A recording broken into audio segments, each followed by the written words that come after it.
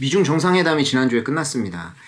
지난주는 사실 중요한 이슈도 좀 많았는데 저는 개인적으로 미중 정상회담을 좀 기대하고 있었거든요. 왜냐하면 이제 미국하고 중국 관계도 너무 안 좋고 그동안 이제 좀 서로 적극적인 모습을 보여주다 보니까 이번에 만나서 좀 경제적인 이야기들 하지 않겠냐 이런 얘기 했는데 결론부터 이야기하자면 저는 개인적으로 좀 실망을 많이 했어요. 경제적으로 영향을 줄 수 있는, 즉각적으로 증시에 반응을 줄 수 있는 이야기들 좀 할 거라고 생각했는데 그런 얘기가 없었고 최종적으로는 정치적인 좀 만남이었다 이렇게 볼 수 있을 것 같습니다. 그런데 뭐 처음에는 이게 뭐지? 이럴 거면 왜 만났지? 이런 생각도 많이 했었는데 생각하다 보니까 장기적으로는 나쁘지 않은 그런 흐름이었다는 생각이 들고요. 먼저 이제 전반적으로 이게 어떻게 된 건지 배경부터 좀 말씀을 드리면 일단 미국 쪽에서 처음에는 조금 더 급했습니다. 그래서 한 2달 전 정도부터 해서 미국 백악관에서 계속 이제 만나기로 했다, 뭐 만날 것이다 이런 이야기들을 먼저 이야기 나눴었는데 중국에서는 사실 별 반응이 없었거든요. 두 정상의 만남이라는 게 물밑 작업이 다 마무리되고 나서 만나는 거여가지고 실질적으로 백악관이라든지 이런 데서 발표하는 거는 상당한 의미가 있는데 중국에서는 이상하리만치 좀 조용했었거든요. 그래서 이게 만나면 되는 게 맞는가 했는데 기억하시겠지만 올해 들어서 계속 뭐 이제 국무장관도 가고 높은 사람들이 많이 이제 중국으로 갔었죠. 그래서 물밑 작업이 계속 있었던 것 같습니다. 근데 지금 이 시점이 말고 한 2~3달 전으로 좀 돌아가 보시면 중국이 이제 미국의 국채를 최근에 이제 계속 팔기도 하고 있고, 이제 미국 같은 경우에는 국채 금리 때문에 증시가 많이 영향을 받았어요. 증시 하락을 많이 했는데, 이 당시에 국채 금리의 변동성을 약화시켜 줄 만한 요소가 많이 없었습니다. 그 당시에 뭐 이제 뭐 금리도 계속 변동이 되고, 뭐 이제 뭐 고용 같은 것들도 좋고 막 이러다 보니까 어떻게 이거를 제동을 할 수 있지라고 했었는데, 그 당시에 이제 조금 희망이 있다라고 하면 미국의 국채를 중국이라든지 일본에서 조금 사주면 괜찮아지지 않을까 심리적으로 이런 생각을 했었기 때문에 미국에서는 그 당시에 바이든 대통령의 입지가 많이 안 좋았었죠. 이제 그 이스라엘 전쟁이 터지면서 중동의 정세도 바이든 대통령의 내년 대선에 굉장히 안 좋은 쪽으로 흘러가기도 했었고, 그리고 국채 금리도 안정이 안 되다 보니까 이런 것들로 인해서 중국과의 대화를 할 때 어떤 경제적인 이제 국채 매입을 요청한다든지 이런 것들이 좀 있지 않을까 예상을 했었는데 거짓말처럼 2주 전 정도부터 해서 FOMC, 11월 FOMC가 끝나고 나서부터 국채 금리가 안정화가 되기 시작을 했고요. 그리고 이스라엘 전 같은 경우에도 뭐 종전이 되진 않았지만 분위기도 많이 완화가 됐습니다. 원유값도 많이 떨어졌고요. 그러다 보니까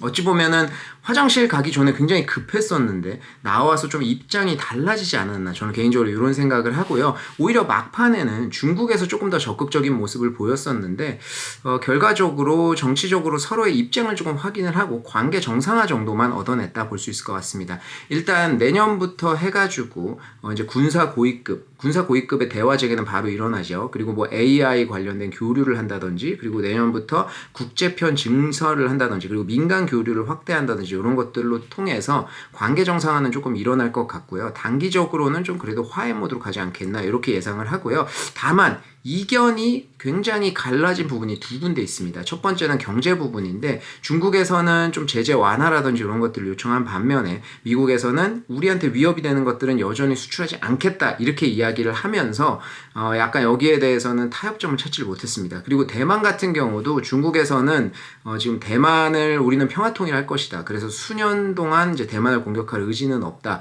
다만 미국이 레드라인을 넘어선다면 무력으로도 개입할 수 있을 것 같다. 이런 식으로 표현을 했어요. 그래서 선을 분명히 그었다고 할 수 있고, 미국에서는 대만 선거에 대입하지 말아달라 이렇게 이야기를 해줬습니다. 지금 그런데 요거는 조금 그래도 리스크가 완화될 가능성이 있다라고 보는 게, 지금 대만의 대선이 1월 14일 얼마 안 남았습니다. 한 2달 정도 남았는데 지금 이전에는 4파전이었거든요. 친중으로 따지자면, 굳이 노선을 따지자면 이제 중국 쪽에 더 가까운 친중 노선이 3명 후보가 나와 있었고요. 그리고 이제 반중 노선이 1명, 지금 정권이죠, 1명 나와 있었는데 민진당이 반중 노선이다. 근데 반중 노선 같은 경우가 지지율이 30몇 %로 더 높았고요. 지금 민중당, 친중 노선, 국민당, 중국의 서포트를 받고 있는 친중 노선, 이렇게 둘이 합쳐서 한 40% 조금 넘었고, 그리고 무소속으로 나온 그 타이밍이 한 10몇 % 정도 됐었는데 이게 15일 날 야권의 단일화가 성공을 했어요. 그래서 연립정부가 최초로 성립이 될 것으로 보고 있는 상황인데, 지금 이스라엘 같은 경우에는 전통적으로 연립정부이지만 지금 대만은 첫 번째 연립정부거든요. 그만큼 좀 급했다라고 볼 수 있을 것 같고, 이 고어 타이밍이 타이밍이 그 폭스콘의 회장이죠. 구어 타이밍이 무소속으로 출마를 하면서 11월 2일 날 이 서명을 그러니까 일반 그 지지자들의 서명을 받아가지고 선거관리위원회에 넘겼는데 요게 30만 표를 넘었어야 됐거든요. 근데 결과적으로 14일 날 결과 나온 거 보니까 90만 표 지지율이 상당히 높았다라는 걸 반증할 수 있고 이게 오히려 야권의 단일화를 조금 더 이제 푸시하지 않았나 이렇게 생각이 됩니다. 어찌됐든 간에 단일화를 하면서 지금 이제 그 친중 노선이 대선에서 당선될 가능성이 조금 더 올라가고 있는 상황이어서 요거는 그래도 내년에 조금 안정되지 않겠나 이런 생각을 합니다.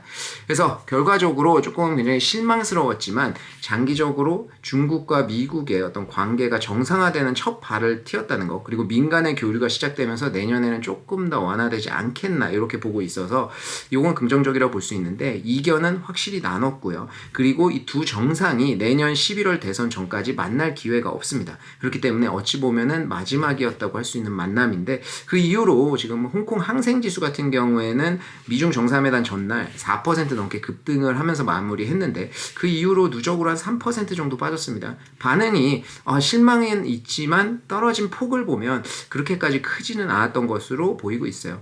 당일날 조금 이제 재밌는 에피소드가 있었는데 다들 기억하시겠지만 나와서 바이든 대통령한테 인터뷰를 하는데 중국을 아직도 독재자라고 생각하냐라고 했을 때 맞다고 했어요. 그 인터뷰를 한 사람도 문제가 있지만 맞다고 한 것도 웃기죠. 지금 막 웃으면서 나오고 와 우리가 했던 것 중에 가장 건설적이고 좋았던 회의다 이렇게 이야기한 다음에 끝났대 독재자라고 여전히 생각한다. 이게 조금 사실 어폐가 있잖아요.